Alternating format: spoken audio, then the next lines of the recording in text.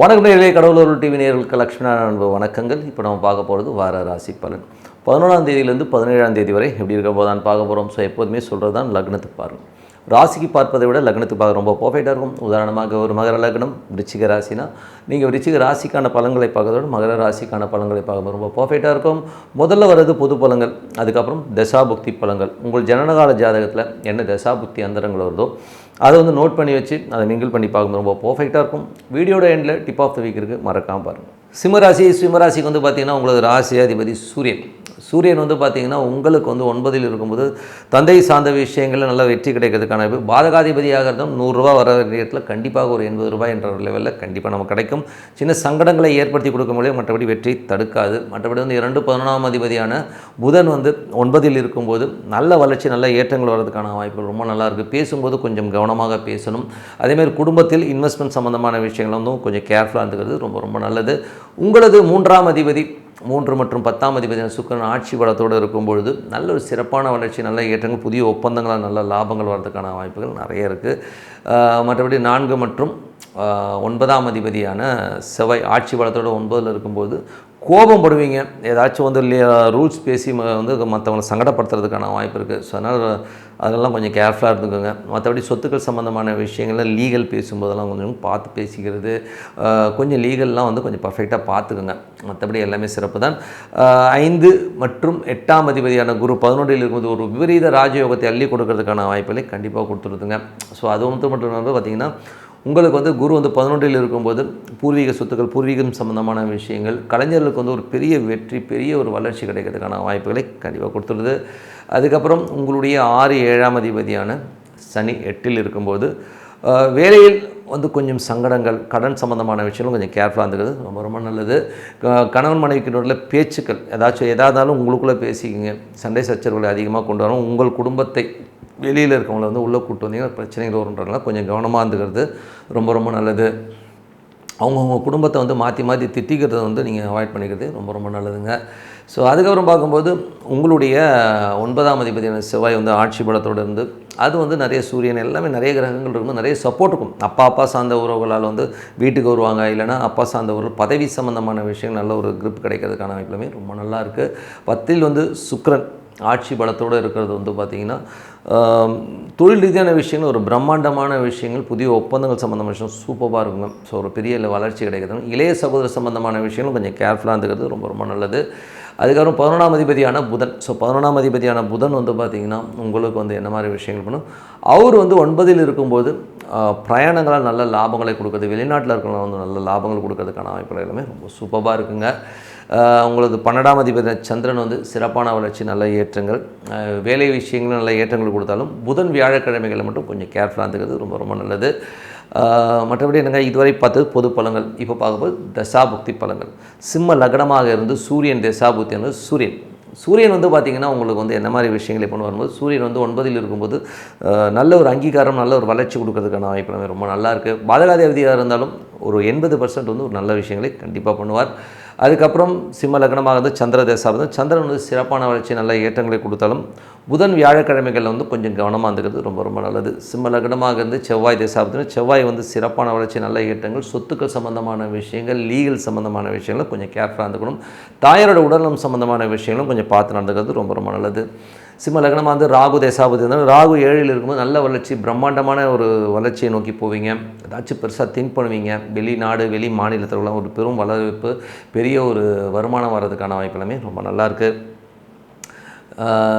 சிம்ம லக்னமாக இருந்து குரு தசாபுக்தி அந்தரங்கள். குரு வந்து பார்த்திங்கன்னா என்ன மாதிரி விஷயங்களை பண்ணுவார் அப்படின்னும்போது குரு வந்து உங்களுடைய விஷயத்தில் வந்து பார்த்திங்கன்னா ரொம்ப சிறப்பான விஷயங்கள். ஏன்னா 5, 8ஆம் அதிபதி வந்து 11ல் இருக்கும்போது விபரீத ராஜ்யங்களை அள்ளி கொடுக்கறதுக்கான வாய்ப்பெல்லாம் இருக்குது. குழந்தைகளால் நல்ல லாபங்கள், சந்தோஷங்கள், அது மட்டும் பூர்வீக சொத்துக்கள் ஏதாச்சும் வந்து லிட்டிகேஷன் கேசஸில் இருந்ததுன்னா அதெல்லாமே கிளியர் ஆகிறதுக்கான வாய்ப்புகள் ரொம்ப நல்லாயிருக்கு.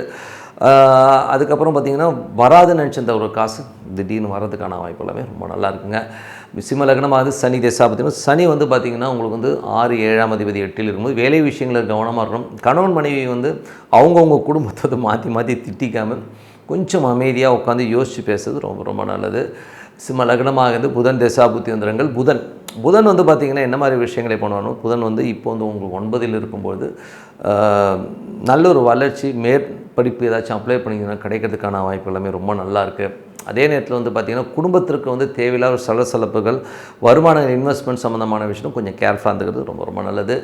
சிம்ம லக்னமாக வந்து கேது தேசாபத்தில், கேது வந்து சுயசாரத்தில் வந்து இருக்கும்போது கொஞ்சம் நமக்குள்ளே வந்து ஒரு அமைதியை தேடுவீங்க. எதாக இருந்தாலும் ஒரு மூட் அவுட் ஆகி ஓரமாக உட்கார மாதிரி ஃபீலை இது ஏற்படுத்தும். அதனால் வந்து கொஞ்சம் கவனமாக விநாயகர் வழிபாடு பண்ணிக்கிங்க, இல்லை ஆஞ்சநேயர் வழிபாடு பண்ணலாம். ஸோ அந்த மாதிரி வழிபாடு பண்ணும்போது ஒரு சிறப்பான பலன்களை கண்டிப்பாக கொடுத்துரும்.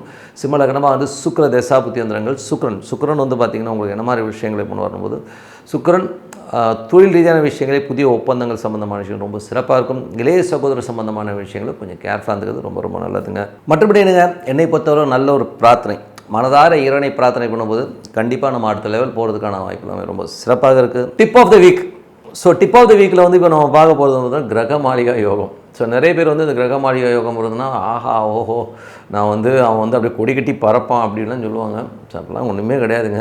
கிரக மாளிகா யோகன்றது வந்து இப்போ ஒரு கட்டத்தில் வந்து லைனாக கிரகங்கள் இருக்கும். அப்படியே என்ன சொல்கிறது, பூ தொடுத்த மாதிரி இருக்கும் அந்த கிரகங்கள்லாம் லைனாக. ஸோ அந்த மாதிரி இருக்கிறது வந்து கிரக மாளிகா யோகம்னு சொல்லுவாங்க, அடுத்தடுத்து கிரகங்கள் இருக்கிறது. ஸோ அந்த மாதிரி இருந்தால் என்ன ஆகும் அப்படிங்கிறது தான் விஷயமே. ஸோ அந்த மாதிரி ஒரு அமைப்பில் பிறந்தவங்களுக்குலாம் வந்து எப்படி இருக்கும்னா, அவங்களுக்கு வந்து யாராச்சும் ஒருத்தருடைய சப்போர்ட் இருந்துக்கிட்டே இருக்கும். அதுதான் ஒரு மெயினான விஷயம். இப்போ வந்து ஒருத்தன் ஒன்றும் இல்லை, சில பேர்லாம் கீழே விழுவான், அவனை தூக்கி கொடுத்து கூட ஆள் இருக்காது, அவன் அம்போடு பேடு கிடப்பான். ஸோ ஆனால் சில பேருக்கு பாருங்கள், அப்படியே ஒருத்தவங்க தூக்கிட்டு போவான், ஒருத்தன் டிஃபன் வாங்கி கொடுப்பான், ஒருத்தன் சோடா வாங்கி கொடுப்பான். ஸோ இதுதான் கிரக மாளிகா யோகன்றது. அது மட்டும் இல்லாமல் எனக்கு தெரிஞ்ச கிரக மாளிகையுடைய ஒரு ஜாதகம் ஒன்று இருக்குது.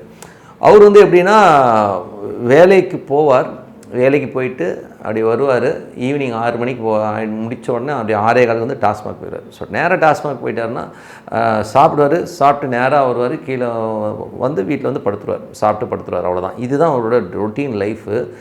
அவர் திருமணமாகவில்லை, டோட்டலாகவே அவர் லைஃப் இப்படி தான் ஓடிட்டுருக்கு. ஆனால் இந்த மனுஷனுக்கு வந்து நீங்கள் பார்த்தீங்கன்னா எந்த பிரச்சனைனாலும் சரி, அந்த அளவு ஒரு வியாபாரம் ஆரம்பிப்பான். அந்த வியாபாரத்துக்கு பார்த்தீங்கன்னா எவனோ ஒருத்தன் 1 லட்சம் 2 லட்சம் கடன் கொடுப்பான். கடன் கொடுத்து வியாபாரம் பண்ணுறான்னு சொல்லி இவனுக்கு கொடுப்பான். இவன் வியாபாரம் பண்ணுறேன்னு சொல்லிட்டு ஒரு 6 மாதத்துல எல்லாம் காலி பண்ணிட்டு மாப்பிள்ளை அது காசு இல்லைன்னுவான். ஆனால் அவனை யாரும் சட்டை பிடிச்சி கேட்டதோ அடித்ததோ கிடையவே கிடையாது. அவனை வந்து அப்படியே விட்டுருவாங்க, அப்படியே சரி போட்டு போய் தொலைன்னு விட்டுருவாங்க. இதுதான் கிரக மாளிகை யோகம். அவனை யாரும் கேட்க மாட்டாங்க, அவனை யாரும் காசு கேட்டால் திருப்பி கொடுக்க போகிறதில்ல அவனும்.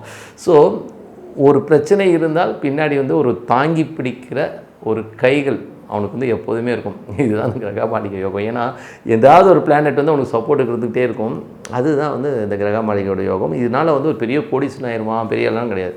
அவனுக்கு எப்போதுமே மக்களுடைய சப்போர்ட் இருக்கும். இப்போ கூட பார்த்தீங்கன்னா ஏதாவது உடம்பு சரியில்லைன்னா அவனை வந்து பார்த்துக்கிறதுக்கு வந்து யாராச்சும் ஒருத்தர் வந்து பணம் கட்டி பார்த்துருவான். அங்கேருந்து சித்தப்பா பையன் வருவான், ஒரு பெரியமா பையன் வருவான், என்னடா உடம்பு சரியாடா, நேராக போய் நல்ல ஹாஸ்பிட்டல், நல்லா பாருங்கள், ஒரு 25,000 செலவு பண்ணி இவனை வைத்தியம் பார்த்து கொண்டாந்து போட்டுருவாங்க. இது கிரக மாளிகை. இவன் சொந்த காசில் இதுவரை இருந்த சரித்திரமே கிடையாது. அதே மாதிரி இவன்கிட்ட யார் காசு கொடுத்தாலும் அதை கேட்கவே மாட்டாங்க. அதுதான் எனக்கு ஒன்றும் புரியும். நானே ஒரு காசு கொடுத்து கேட்குறதே கிடையாது தான், பார்த்துக்கல. ஏன்னா அந்த மாதிரி ஒரு யோகம் தான் கிரக மாளிகை யோகம். அதனால் வந்து இதை நினச்சிக்கிட்டு எனக்கு கிரக மாளிகை யோகம் இருக்குது கோடீஸ்வரன் ஆயிடுவீங்கன்னா ரொம்ப காமெடியான மேட்ரு ஆயிரும். நம்ம உழைக்கணும், நம்ம பிளான் பண்ணணும், ஓகேங்களா. நமக்கு சப்போர்ட்டுக்கு ஆள் வருன்றது தான் உண்மையான விஷயம். ஸோ மற்றபடி எடுங்க, இன்னொரு வீடியோவுக்கு சந்திப்போம். உங்களிடம் விடைபெறுவது உங்கள் லக்ஷ்மி நாராயணன். நன்றி, வணக்கம். கடவுள் அருள் டிவியை பார்த்தமைக்கு நன்றிகள். மேலும் இது போன்ற தகவல்களை தெரிந்து கொள்ள கடவுள் அருள் டிவியை சப்ஸ்கிரைப் செய்யுங்கள். மறக்காமல் பெல் ஐக்கானை கிளிக் செய்யுங்கள்.